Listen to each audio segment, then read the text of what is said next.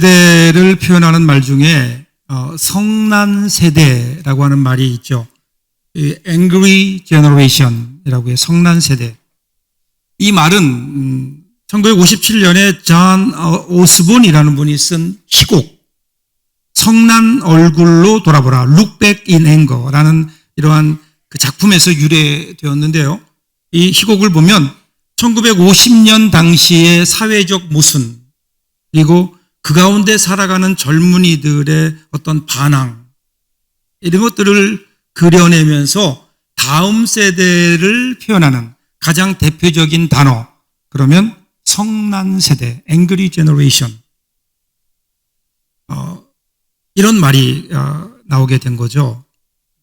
왜 다음 세대가 성난 세대가 되었을까? 저는 이 책임이 우선적으로 우리 기성세대에게 있다고 생각합니다. 왜 그렇게 되었을까? 여러 가지 이유가 있지만 특별히 우리 자녀들과 좀 생각해 보면 두 가지 원인이 있어요. 두 가지 원인. 사도 바울도 자녀를 노엽게 하지 말라고 하면서 자녀를 노엽게 하는 원인을 두 가지로 이야기하죠. 두 가지는 과잉 보호와 과잉 징계입니다. 과잉 보호. 과잉 보호의 뿌리는 불신이에요. 왜 우리가 과잉 보호를 할까요? 자녀를 믿지 못하는 겁니다. 그래서 모든 것을 대신해 주려고 해요. 과잉 보호를 받는 어린 아이들, 우리 자녀들은 어떤 생각을 할까요? 이런 자녀들의 눈에 보이는 부모는 자애로운 보호자가 아니에요. 자신의 인격성을 부정하는 폭군처럼 다가오게 되는 겁니다. 과잉 징계도 있어요. 과잉 징계도 자녀들을 노엽게 하는 결정적 원인 중에 하나입니다. 여러분 오해하지 마세요. 자녀들을 징계하지 말자는 게 아니에요. 징계해야 돼요. 합당한 징계는 분명히 필요해요. 그러나 과도한 징계, 과잉 징계인 겁니다. 우리가 언제 자녀들을 과잉 징계할까요? 우리의 감정이 들어갔을 때. 분노의 감정에서 자녀들을 징계할 때, 과잉 징계가 될 때가 많죠. 사랑하는 여러분, 우리 자녀들을 사랑하죠. 자녀들을 사랑하지 않는 부모들이 어디에 있겠어요? 그런데 우리는 사랑한다고 하는데 우리가 그렇게 사랑한다고 하는 일들이 때로는 그것들이 자녀를 노엽게 할 수도 있다는 겁니다. 왜 그럴까요? 자녀들을 제대로 보지 못해서 그래요. 자녀들이 누구인가를 보지 못해요. 그냥 내가 생각하는 자녀, 내 생각과 판단 속에서 우리 자녀들을 거기에 가두고 그대로 하려고 하는 것은 아닐까. 오늘 특별히 어린이 주일을 맞이해서 여러분들의 자녀가 어리든 아니면 장성했든 상관없이 오늘 우리는 우리의 자녀들을 어떤 눈으로 바라보고 있을까? 혹시 나의 그 바라봄이 내 자녀를 성난 자녀로 만드는 것은 아닐까? 오늘 이런 마음속에 이러한 질문을 가지고 오늘 말씀을 보면서 오늘 우리의 눈이 바뀌어지는 귀한 은혜가 있기를 주님의 이름으로 축복합니다. 오늘 계속해서 우리가 민수기를 읽고 있어요. 민수기. 이스라엘이 세렛 골짜기로부터 시작해서 아르논 강변을 따라서 행군합니다. 그래서 마침내 사해 동편에 있는 모압의 경계에 이르게 돼요. 제가 이렇게 얘기하면 여러분 무슨 말인지 하나도 모르시겠죠? 쉽게 얘기하면 가나안 땅 지척에 왔다는 거예요. 바로 여기만 건너면 가나안 땅이에요. 이스라엘 백성들은 이제 흥분했을 겁니다. 우리가 그토록 그렸던 가나안 땅, 그 하나님이 주신 젖과 꿀이 흐르는 가나안 땅이 바로 저기에 보여요. 자, 그런데 오래전부터 그곳에 살았던 모압 사람들의 입장에서는 어떨까요? 그들에게는 공포의 대상이었을 겁니다. 자기들은 여기에 나름대로 터를 잡고 잘 살고 있는데 그런데 수백만의 이스라엘 사람들이 그동안 그들은 광야를 지나며 많은 나라들을 물리치면서 승승장구하면서 지금 자기들이 살고 있는 모압 땅을 향해 오고 있다는 거예요. 그러니까 이게 웬 날벼락입니까? 저들과 싸워서 이길 승산은 별로 없는 것 같아요. 그런데 가만히 분석해 보면 이스라엘 사람들 그들이 수는 많다고 하지만 사실은 원래는 노예였던 자들이고 군사훈련도 받지 못한 사람들이고 그냥 광야에서 났던 광야 사람들인 거예요. 그들의 모습을 보면 광야의 먼지를 다 뒤집어 써서 초라한 몰골이었을 겁니다. 저들만 바라보면 이길 수 있을 것 같은데, 그런데 저들과 싸웠던 모든 나라들이, 모압보다 훨씬 강했던 나라들이 다 속절없이 무너지고 말았다고요. 그래서 여기에 모압 왕 발락의 고민이 있는 겁니다. 자, 그러면 어떻게 이 나라를 지킬까 생각을 한 거예요. 그러다 알게 된 것이 뭐냐면, 저들이, 이스라엘 사람들이 이렇게 이길 수 있었던 것은 그들이 섬기는 여호와라고 하는 신 때문이구나, 이것을 알게 된 거예요. 자, 그러면 이제 어떻게 하면 이길 수 있을까요? 그 신과 그 신이 여호와라는 신이 더 이상 이스라엘을 도와주지 않으면 되는 거잖아요. 자, 그러면 어떻게 할 것인가? 그래서 그들이 생각해낸 것이 그 당시 메소포타미아 지역에 가장 영험하다고 하는, 가장 용하다고 하는 주술사, 모든 신들과 잘 통한다고 하는 발람이라고 하는 사람. 이름이 중요해요. 발람. 이름이 벌써 느낌이 안 좋잖아요. 그죠? 발람이라고 하는 사람, 그 주술사를 찾아가서 도와달라고 하는 거예요. 자기 힘으로는 안 되지만 이 발람이라고 하는 사람이 모든 신들과 통한다고 하니, 그 발람이라는 사람이 어떤 자기의 신통력을 발휘해서 여호와라고 하는 그 신을 움직이면, 그 마음을 움직이면 더 이상 이스라엘을 도와주지 않도록 하게 되면, 그러면 자기들이 이길 수 있다, 이렇게 생각한 거예요. 그래서 많은 재물을 가지고 지금 이제 발람에게 자기 수하들을 보내는 거예요. 그것이 22장 7절에 나와요. 모압 장로들과 미디안 장로들이 손에 복채를 가지고 떠나 발람에게 이르러 발락의 말을 그에게 전하매. 여기 보면 손에 복채를 가지고 떠났다, 이렇게 나오는데, 이 복채라는 것이 뭘까요? 점을 치고 돈을 주는 복채라는 의미도 있지만, 근데 그보다는 더 정확한 의미가 점괘예요. 점괘. 그러니까 많은 재물은 가지고 갔어요, 이미. 그런데 이 점괘라고 하는 것은 뭘까요? 자기가 원하는 거예요. 점괘를 미리 보내는 거예요. 하나님의 뜻이 어디 있냐를 묻는 게 아니에요, 지금. 그 하나님의 마음을 움직여서 이스라엘을 저주하라라고 하는 점괘를 가지고, 이미 결론을 가지고 지금 보내는 거예요. 이렇게 되게 기도해달라.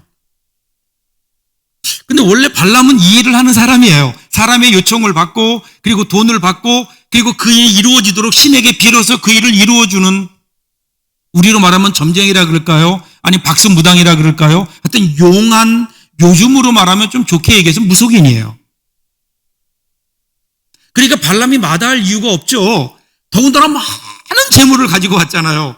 재물을 보니까 마음이 혹하는 거예요. 그래서 기다려라. 오늘 밤 여기서 기다려라. 그리고 그가 제단을 쌓고 하나님께 나아가서 하나님의 이름을 부르며 기도하는 거예요. 자, 그랬더니 놀랍게도 하나님께서 발람에게 나타나세요.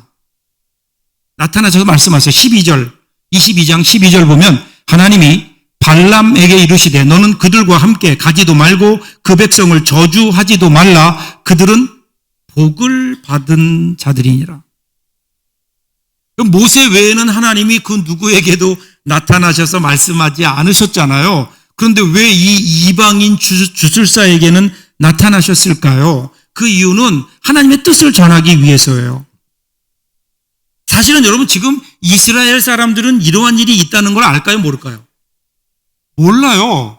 발락과 발람이 몰래 꾸미는 거라고요. 이스라엘 백성들은 지금 이런 일이 있는지도 모르고 광야에 죽치고 있는 거예요.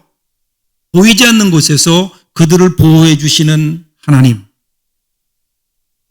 그래서 나타나셔서 발람의 요구를 들어주신 것이 아니라 하나님의 뜻을 전하세요. 야, 그들을 저주하지 말라. 그들은 복받은 자들이다. 나의 백성이다. 하나님께서 분명하게 그들을 인치시는 거예요. 보호하시는 거예요. 이 이야기를, 이 하나님의 뜻을 안 이 발람이 얼마나 깜짝 놀랐겠어요. 정말 하나님이 나타나셔서 이렇게 말씀하실지 자기도 몰랐을 거예요. 그러니까 깜짝 놀라서 발락에게 가서 하나님의 뜻이 이렇습니다. 나는 갈 수 없습니다. 나는 이 일에 응할 수 없습니다라고 거절해요. 그러니까 이야기를 들은 발락이 이제는 초조해져서 더 많은 재물을 보내요. 그래서 그를 유혹해요. 이번엔 높은 자리까지 보장해요. 여기에 흔들려요. 그래서 가서는 안 될 길을 발람이 가는 겁니다. 자, 발람이 이제 발락의 진영에 왔어요. 그가 한 일이 뭘까요? 와서 바알 신당에 올라가서 7제단을 만들어요. 제단을 7개 만들고 거기에 숫송아지 7마리, 수장 7마리를 바쳐서 제사를 드리고 하나님의 말씀을 기다립니다. 이게 무슨 의미일까요? 여러분, 7제단. 우리 믿음의 조상들인 믿음의 사람들이 제단을 쌓을 때 제단을 몇 개 쌓았어요? 하나밖에 안 쌓았어요. 하나 쌓고 이것은 온전히 하나님만을 위한 겁니다라고 하나님께 드리는 건데, 그런데 7개의 제단을 쌓았어요. 이건 뭘 의미할까요? 자기의 정성을 의미하는 거예요. 내가 이만큼. 그리고 제물도 7개씩, 7마리씩. 그러니까 그 당시로는 최고의 치성을 드린 거라고요. 그러니까 하나님, 내가 이렇게까지 치성을 드리는데, 내가 이렇게 정성을 쏟는데 하나님 내 기도에 응답하지 않을 겁니까? 뭐 이런 의미인 거예요. 그런데 그럼에도 불구하고 하나님의 뜻은 변하지 않아요. 그러니까 이번에 어떻게 장소를 바꾸어서 평지에 나가서 하나님께 또 제사를 드려요. 그런데 거기에서도 하나님의 뜻이 변함이 없어요. 그러니까 발람은 포기하려고 하는데 발락은 한 번만 더 해봅시다. 그래서 3번째로 장소를 바꾸어서 제단을 쌓게 하는 거예요. 여기에서 오늘 본문이 시작돼요. 23장 27절 28절을 보세요. 발락이 발람에게 또 이르되 오라 내가 너를 다른 곳으로 인도하리니 내가 거기서 나를 위하여 그들을 저주하기를 하나님이 혹시 기뻐하시리라 하고 발락이 발람을 인도하여 광야가 내려다 보이는 부올산 꼭대기에 이르니. 여러분, 재밌는 거는요, 이 발람의 행동이에요. 발락이 발람에게 계속해서 같은 요구를 하잖아요. 뭐냐면 발람 선지자가 제단을 쌓아요. 제단을 쌓았는데 하나님께서 그 이스라엘을 저주하기보다는 축복하세요. 그러니까 또 바꾸고. 왜 그럴까요? 처음에는요, 바알의 산당에서 제사를 드렸어요. 거기 실패하니까 그 다음은 어디예요? 그 다음은 소빔 들판에 나가서 제단을 쌓고 하나님께 제물을 드려요. 거기서도 실패하니까 이번에는 어디로 갈까요? 이번에는 부올산 꼭대기로 가는 거예요. 지금 왜 이럴까요? 이 모습 보면서 어떤 생각이 났냐면요, 마치 우리 아이들이요, 와이파이가 잘 안 터지니까 잘 터지는 곳을 향해 가서 핸드폰을 하려고 하는 그 모습이 연상이 됐어요. 그러는 걸까? 좀 더 하나님하고 잘 통하고 싶어서 가까운 곳으로 갔던 걸까? 여러분, 근데 그 당시 신의 개념은 이래요. 지역신이에요. 신들이 지역을 관장해요. 모압에는 모압 신이 있어요. 그죠? 그리고 또 암몬에는 암몬 신이 있고요. 가나안에는 가나안 신이 있어요. 그 신들이 자기 영역을 주관하는 거예요. 그런데 지금 하나님은 자기들이 알고 있는 여호와라는 신은 어디의 신일까요? 광야의 신이에요. 왜냐면 지금까지 이스라엘 백성들이 광야만 떠돌았잖아요. 그러니까 하나님이 광야에서는 힘이 센 분이다. 그런데 하나님이 장소를 바꾸면 그 하나님의 힘이 약해지지 않을까? 그래서 바알 신당에서 하나님께 단을 쌓기도 하고 그 다음에 들판에서 하기도 하고 그러다 안 되니까 이제 어디로 가요? 산꼭대기에 올라간 거예요. 산에야 하나님이 그렇게 강하게 역사하지 않으실 수도 있지 않은가? 그러면 그때를 틈타서 뭔가를 이룰 수 있지 않을까? 뭐 그러는 거예요. 근데 하나님이 그런 분인가요? 지금 발락과 발람은 하나님이 누구이신지를 몰라요. 하나님은 어디나 계시잖아요. 이것을 무소부재. 여러분 믿으십니까? 하나님은 어디에나 계신 하나님이라고 그럼 분명히 믿으십니까? 문제는 우리가 그렇게 살고 있느냐예요. 정말 하나님이 어디에나 계신 것처럼 교회만 계시는 하나님이 아니라 우리 가정에도 하나님이 계시고 우리 직장에도 하나님이 계심을 믿고 정말 그렇게 살고 있는가? 많은 경우 보면 우리는요, 하나님이 꼭 교회만 계신 것 같은 삶을 살 때가 많아요. 하나님은 어디나 계시는데 어디나 계심에도 불구하고 우리는 그 하나님을 어디에서나 경험하지 못해요. 그 이유가 뭘까요? 역대하 7장 14절을 보시면 이렇게 설명해요. 내 이름으로 일컫는 내 백성이 그들의 악한 길에서 떠나 스스로 낮추고 기도하여 내 얼굴을 찾으면 내가 하늘에서 듣고 그들의 죄를 사하고 그들의 땅을 고칠지라. 여러분, 하나님은 어디에나 계시지만 아무 데서나 하나님을 경험할 수 있는 거 아니에요. 언제 그렇다고요? 언제 우리가 하나님의 특별한 임재를 경험할 수 있다고요? 그의 얼굴을, 내 얼굴을 찾으면, 하나님의 얼굴을 찾으면 내가 하늘에서 듣고 그들의 죄를 사하고 그 땅을 고칠 것이다. 즉 언제 하나님이 우리를 만나주신다고요? 언제 하나님 임재를 경험할 수 있다고요? 하나님 얼굴을 구하는 거예요. 우리의 삶 속에 언제 어디서나 계시는 하나님을 우리들이 경험하지 못하는 이유가 있다면 그것은 우리가 하나님을 구하지 않기 때문은 아닐까? 하나님은 언제나 우리를 바라보세요. 보세요. 그들이 알지 못하는 사이에 하나님은 발람으로부터 이스라엘을 지켜주시잖아요. 하나님은 언제나 우리를 그렇게 보호하시고 바라보고 계신데 오늘 왜 하나님과 우리의 눈이 마주치지 않는가? 왜 이 임재의 경험이 없는가? 그 이유는 간단해요. 오늘 내가 하나님을 바라보지 않기 때문에. 여러분의 시선은 어디를 향하고 있습니까? 그래서 우리는 이렇게 고백해야 돼요. 하나님, 우리를 보십시오. 우리도 하나님을 봅니다. 그때 여러분 거기에서 하나님의 만남의 역사가 있지 않을까요? 발람이 이것을 조금씩 깨닫기 시작하는 거예요. 그래서 24장으로 넘어가서 24장 1절 2절을 보세요. 발람이 자기가 이스라엘을 축복하는 것을 여호와께서 선히 여기심을 보고 전과 같이 점수를 쓰지 아니하고 그의 낯을 광야로 향하여 눈을 들어 이스라엘이 그 지파대로 천막 친 것을 보는데 그때에 하나님이 영이 그 위에 임하신지라. 발람이 이제 더 이상 신에게 치성을 드림으로 신의 뜻을 바꾸려고 하지 않아요. 그렇게 해서는 되지 않는다는 것을 아는 거예요. 사랑하는 여러분, 기독교 신앙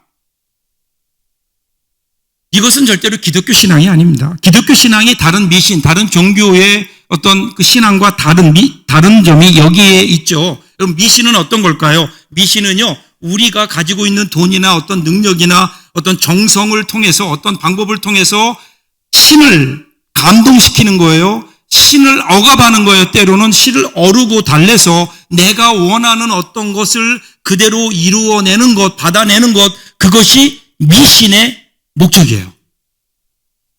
그 신이 어떤 신인가에는 관심도 없어요. 그런데 여러분, 이 미신은 어디에 맹점이 있는 줄 아세요? 그렇게 해서 무언가는 얻어내는지 모르지만 나는 전혀 바뀌지 않는 거예요. 내 인격은 바뀌지 않아요. 나의 삶에는 변화가 없는 거예요. 나는 가만히 있고 신을 변화시켜서 내가 원하는 것을 얻어내려고 하는 것, 이것이 미신이에요. 기독교 신앙은 뭘까요? 그 반대예요. 하나님을 변화시키려는 게 아니에요. 내가 변화되는 거예요. 하나님의 뜻을 알아요. 그 뜻에 내 뜻을 내려놓고 나의 뜻을 하나님의 뜻에 복종시키는 거예요. 내 뜻을 하나님의 뜻에 맞추는 거예요. 여러분, 여기에서 우리에게는 변화가 일어나게 돼요. 더 이상 내 뜻대로 내 욕심대로 사는 삶이 아니라 거룩한 하나님의 뜻을 이루며 살아가는 거룩한 삶을 살게 되는 거죠. 이것이 여러분 기독교 신앙 아니에요? 우리가 믿는 하나님이 그런 하나님 아니에요? 근데 언제부턴지 우리도 모르는 사이에 우리 미신의 수준에서 하나님을 대하고 있는 거 아닌가? 발람처럼 어떻게든 무언가를 통해서 하나님을 변화시켜서 하나님의 뜻을 바꾸어서라도 내가 원하는 것을 얻어내면 그것이 여러분 정말 신앙의 열매일까요? 하나님 앞에 날마다 우리는 우리의 모습을 성찰해야 됩니다. 나는 하나님을 미신하고 있는지 정말 신앙하고 있는지. 발람이 이것을 깨달아요. 그리고 이스라엘 진영을 바라봐요. 하나님을 바라보는 그 순간 하나님의 영이 임하잖아요. 3절 4절 이어지는 3절 4절 보세요. 그가 예언을 전하여 말하되 부올의 아들 발람이 말하며 눈을 감았던 자가 말하며 하나님의 말씀을 듣는 자 전능자의 환상을 보는 자 엎드려 눈을 뜬 자가 말하기를. 하나님의 영이 임하니까 어떤 일이 일어났을까요? 눈이 뜨여졌어요. 발람은 이전에 하나님과 만나기 전까지를 스스로를 보는 자라고 생각했어요. 자기는 뭘 잘 보는 사람이다. 다른 사람이 못 보는 거를 보는 신통한 사람이다라고 생각했어요. 그런데 하나님을 만나고 나니까 아무것도 보지 못하는 자가 된 거예요. 여러분, 우리가 지금까지 쭉 민수기 큐티해 봤죠? 그는 나귀도 보는 하나님의 천사의 모습도 보지 못했잖아요. 하나님을 만나고 나서 그는 그동안 자기가 보았다고 생각하는 모든 것들이 다 아닌 거예요. 아무것도 보지 못하는 그의 화려했던 주술사로서의 어떤 그의 명성이 하나님의 현존 앞에 속절없이 무너지게 되는.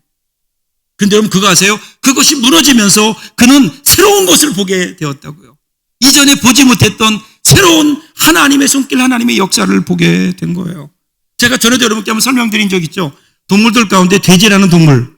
이 동물은 한평생 하늘을 볼 수가 없어요. 그 이유가 뭐냐면요. 특성상 그래요. 구조의 특성상 목뼈가 아래쪽으로부터 굽어 있어서 절대로 고개를 들 수가 없어요. 여러분 주위에 돼지 가운데 하늘을 바라보는 돼지 본 적 있어요? 이것은 세상에 이런 일이 신고해야 됩니다. 없어요. 그런데 그 돼지가 하늘을 볼 때가 있어요. 한평생 땅만 보며 살다가 어느 날 하늘을 보게 될 때가 있는데 그게 언제일까요? 그것은 예기치 않았던 일들로 인해서 뒤로 넘어지는 거예요. 발라당 넘어지는 거예요. 돼지가 어느 날 갑자기 뒤로 넘어졌어요. 네 발을 바둥바둥거리면서 이게 웬일이냐? 이제 난 죽었구나라고 생각하는데 그런데 이게 웬일입니까? 그 넘어져서 바둥거리던 그 돼지의 눈에 이전에 보지 못했던 파란 게 보이기 시작한 거예요. 하늘이 보여요. 구름이 있어요. 그리고 거기에 새들이 날아다녀요. 거기에 이전에 보지 못했던 새로운 세계가 돼지의 눈에 보이기 시작하는 거라고요. 넘어짐이 아픔이지만 그 넘어짐을 보면서 새로운 세계를 보게 되잖아요. 여러분 그래서 때때로 하나님이 우리를 돼지처럼 뒤집어 놓으실 때가 있는 것 아닐까요? 그저 땅만 보고 돈만 보고 살아가는 우리들을 하나님께서는 정말 새로운 세계, 하나님의 세계를 보여주시기 위해서 여러분 우리의 경제적 상황을 뒤집어 놓으실 때도 있잖아요. 우리의 건강을 뒤집어 놓으실 때도 있다고요. 우리의 가정을 뒤집어 놓으실 때도 있다고요. 여러분 그때 우리에게는 불행한 일이고 아픈 일이지만 그러나 거기에서 우리가 절망하지 말고 당황하지 말고 그때 우리 눈에 들어온 게 뭔가를 보면 되는 거 아닐까요? 이전에 보지 못했던, 이전에는 땅만 보고 살았던 우리가 이제는 고난을 통해서, 넘어짐을 통해서, 무너짐을 통해서 우리는 새로운 세계, 하나님의 나라가 있구나, 새로운 세계가 있구나, 이 땅에서는 경험할 수 없는 하나님의 나라가 분명히 있구나, 그 하나님의 나라를 바라보는 눈이 열려지는 거예요. 그래서 믿음이 뭐예요? 믿음은 바라는 것들의 실상이요, 그 다음 뭐예요? 보지 못하는 것들의 증거다. 오늘 우리의 믿음, 이 믿음으로 세상을 볼 수 있다면 얼마나 좋을까요? 자, 믿음으로 바라본 세상 어때요? 5절 6절 보세요. 야곱이여 내 장막들이, 이스라엘이여 내 거처들이 어찌 그리 아름다운고, 그 벌어짐이 골짜기 같고 강가의 동산 같으며 여호와께서 심으신 침향목들 같고 물가의 백향목들 같도다. 그 물통에서는 물이 넘쳐나겠고 그 씨는 많은 물가에 있으리로다. 그의 왕이 아각보다 높으니 그의 나라가 흥왕하리로다. 여러분 지금 이게 무슨 말이에요? 가만히 눈이 열린 거예요. 그 전에 지금 어디를 바라보고 있는데요? 광야에 모여있는 이스라엘 백성들을 바라보고 있는 거예요. 그 전에는 이스라엘 백성들이 어땠어요? 티끌처럼 많은 야곱의 자손이었어요. 23장 10절에 보면 나오잖아요. 근데 이제는 달라요. 그의 눈이 온전히 열려지니까 이스라엘의 진짜 모습을 보게 된다고요. 아름다운 미래를 바라보는 거예요. 강가의 동산으로, 냇가의 백향목으로, 물이 넘치는 물통으로, 물을 흠뻑 먹은 씨앗의 이미지로 나타나게 된 거예요. 왜 그런 줄 아세요? 눈이 열려지니까 이제는 하나님의 역사하심을 보는 거예요. 하나님의 손길을 보는 거예요. 하나님이 인도해 가시는 그 앞날을 보는 거예요. 지금 이스라엘을 저주하기 위해서 발람이 바라본 곳은 분명히 광야였다고요. 광야.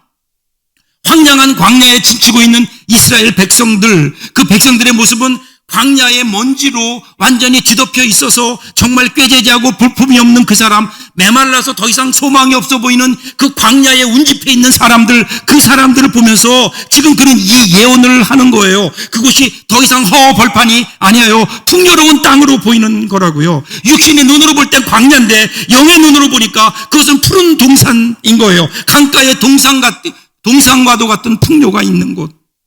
발람은요, 그것을 바라보면서 그 아름다움에 도취되어서 감탄하잖아요. 그래서 그런 고백해요. 나도 저들과 같았으면 좋겠다. 그리고 발람이 우리에게 아주 놀라운 고백을 해요. 9절 같이 한번 읽어볼까요? 9절 같이 읽겠습니다. 끌어안고 누움이 숫사자와 같고 암사자와도 같으니 일으킬 자 누구이랴? 너를 축복하는 자마다 복을 받을 것이요 너를 저주하는 자마다. 여러분 이 후반부에 나오는 말씀 어디서 많이 들어본 거 아니에요? 너를 축복하는 자마다 복을 받을 것이요 너를 저주하는 자마다 저주를 받을지어다. 어디 나와요? 물론 성경에 나와요. 하나님께서 아브라함을 불러내시고 아브라함에게 주신 축복이에요. 그렇죠? 지금 여러분 그 축복을 누가 해요? 하나님께서 발람을 통해 확인해 주시는 거예요. 근데 발람이 여러분 어떻게 이걸 할까요? 하나님의 영이 임했다니까요. 그래서 하나님의 영이 임한 사람, 하나님의 영이 임한 사람은 어떻게 하는 줄 아세요? 여러분 절대로 하나님의 영이 임한 사람 저주하지 않아요. 하나님의 영이 임한 사람은 축복해요. 축복하는 거예요. 모든 게 잘 되도록 하는 게 하나님의 역사지요. 지금 보세요. 지금 발람은 왜 지금 발람이 하나님께 제단을 쌓았죠? 이스라엘을 저주하기 위해서. 그런데 하나님의 영이 임하니까 저주가 안 돼요. 축복밖에 나오는 게 없는 거예요. 하나님의 영이 임하니까. 이 영이 우리 가운데 임할 수 있기를 주님의 이름으로 축복합니다. 근데 사실은 이 영이 우리 가운데 있잖아요. 성령이 우리 가운데 와 계시잖아요. 우리는 다시 임할 필요가 없어요. 구약에는 하나님의 영이 따로 높은 곳에 계셨기에 때때마다 오셔야 됐지만 지금은 이미 우리 가운데 오셨잖아요. 예수님을 구주로 영접했을 때 하나님의 자녀가 됐을 때 우리 가운데 하나님의 영이 임해 있다고요. 우리 가운데 계시는데 문제는 오늘 그 영이 우리 가운데 얼마나 성령님이 활동하시는가 하는 거예요. 하나님의 영을 인정해야 돼요. 하나님의 영이 우리 가운데 왔음을 우리 인정해야 돼요. 그리고 하나님의 영이 활동하시도록 우리의 삶의 자리를 내어드리는 거예요. 그리고 그 성령님의 활동하심으로 우리가 세상을 보는 거예요. 그러면 달라요. 여러분 사무엘상 20장을 보시면 두 사람이 등장해요. 한 사람은 다윗, 한 사람은 요나단. 이 두 사람의 우정은 유명하죠. 그런데 사실은 두 사람은 절대로 친구가 될 수 없는 사람들이에요. 요나단이 누구예요? 사울왕의 아들이에요. 사울이 왕이에요. 그럼 그들을 위해서 왕이 될 사람 넘버원 그게 요나단이에요. 다윗은 누구죠? 하나님께서 사울을 버리시고 다윗에게 기름 부어서 사무엘을 통해서 왕으로 세운 사람이에요. 근데 왕자는 하나예요. 그럼 이 두 사람은 무슨 관계라 그래요? 정적 관계예요. 서로 죽이지 않으면 안 되는 거예요. 하늘에 해가 둘이 있을 수 없잖아요. 서로 죽이고 죽일 수밖에 없는 상황인데 근데 이 둘은 서로를 사랑해요. 서로를 더 배려해요. 어떻게 그럴 수 있었을까? 사무엘상 20장 23절에 이렇게 고백해요. 요나단의 고백이에요. 내가 너와 말한 일에 대해서는 여호와께서 너와 나 사이에 영원토록 계시느니라 하니라. 다윗과 요나단 왜 이들이 그러한 어떤 정적의 관계를 넘어서 사랑하는 친구의 관계로 서로를 위해 죽을 수 있는 그러한 우정의 관계로 갈 수 있었을까? 거기에는 단 하나 그 다윗과 요나단 사이에 누가 있었어요? 하나님이 계셨다고요. 요나단이 고백하잖아요. 너와 나 사이에 하나님이 계신다라고 하는 거예요. 여러분 이것이 가장 아름다운 관계가 아닐까요? 너와 나 사이에 하나님이 계실 때 그때 가장 아름다운 맞물림이 이루어지는 거예요. 가장 아름다운 관계. 사람과 사람 사이에 하나님이 계실 때 그때 여러분 그 관계는 어떨까요? 너와 나 사이에 계시는 하나님, 그 하나님을 통해서 이제는 서로를 바라보는 게 아니라 하나님을 통해서 서로를 보는 거예요. 이것이 너와 나 사이에 계신 거룩한 삼각관계인 겁니다. 항상 하나님이 우리 가운데 계시는. 오늘이 어린이 주일이에요. 어린이 주일은 뭐 하실래요? 어떤 날일까요? 단지 그냥 선물 사주고 그동안 못했으니까 내가 못한 거에 대한 어떤 보상 심리를 가지고 아이들에게 그동안 못해줬던 선물, 용돈 주고 놀이공원 가고 필요해요. 하세요. 오늘 오후에 여러분 하십시오. 그러나 그보다 중요한 게 있어요. 그럼 우리 자녀들이 누구인가를 다시 확인해야 돼요. 안 그러면 우리 자녀들이 역시 성난 세대가 되지 않을까요? 여러분의 자녀를 어떻게 보고 있어요?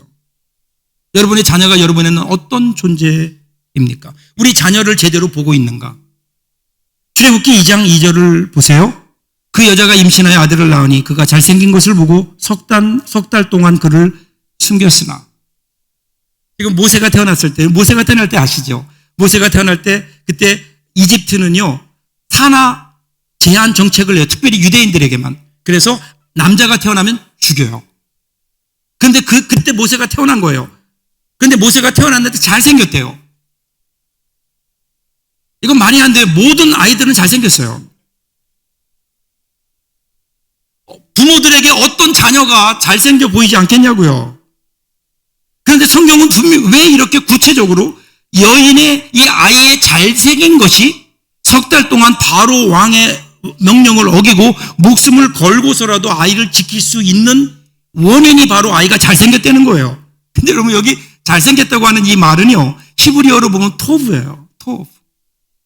이게 어떤 말일까요? 하나님께서 천지를 창조하시고 창조하실 때마다 하나님 보시기에 좋았더라. 그게 뭐예요? 그게 토브라는 거예요. 하나님 보실 때 너무 좋은 거예요. 이게 토브예요. 바로 이 단어가 오늘 잘생겼다라고 하는 그 의미예요. 지금 이 부모들은 무엇을 볼까요? 그 어린 태어난 모세를 보면서 단지 모세를 보는 게 아니에요. 어쩌면 하나님께서 그들의 눈을 열어주셔서 그 모세를 통해서 하나님께서 이루어 가실 일들, 모세를 통해서 정말 지긋지긋했던 지난 400여 년 동안의 이집트의 노예 생활을 끝내고 이제는 하나님께서 명령하시는 적과 꿀이는 가나안을 땅을 향해 가는 출애굽의 주인공으로서 하나님께서 그를 통해서 이스라엘 백성을 구해내실 것이라고 하는 것에 대한 분명한 하나님의 뜻을 아는 것 아니었을까요? 그 하나님의 역사하심을 보지 않았을까요? 여기에 새로운 창조의 역사가 시작되는 거예요. 그때 그 아이를 보니까 아이가 잘생겼다, 좋았다. 사랑하는 우리 자녀들을 한번 바라보세요. 여러분 자녀들을 어떻게 보세요? 사랑하는 가족들을 어떻게 바라보고 계십니까? 혹시 여전히 내 생각과 내가 가지고 있는 내 계산 속에서 우리 사랑하는 사람들을 대하고 있는 것은 아닌가? 자녀들을 바라보는 눈이 열려져야 돼요. 나와 자녀 사이에 하나님이 계셔야 돼요. 하나님을 통해서 자녀들을 바라볼 때 여러분 우리 자녀들은 충분히 축복받을 만한 자녀들 아닐까요? 이것을 바라보는. 헬렌 켈러가 그랬죠. 인생에서 가장 불행한 일은 시력은 있는데 비전이 없는 것이다. 눈으로 보는 것 말고요. 이제 우리는 믿음의 사람들이에요. 믿음의 눈으로 서로를 바라보는. 그때는 우리 삶이 바뀌지 않을까요? 이 귀한 하나님이 우리 가운데 거하시는, 나와 너 사이에 하나님이 거하시는 이 놀라운 축복을 누리며 천국과 같은 이 세상을 만들며 살아가는 저와 여러분들 될 수 있기를 주님의 이름으로 축복합니다. 기도하겠습니다.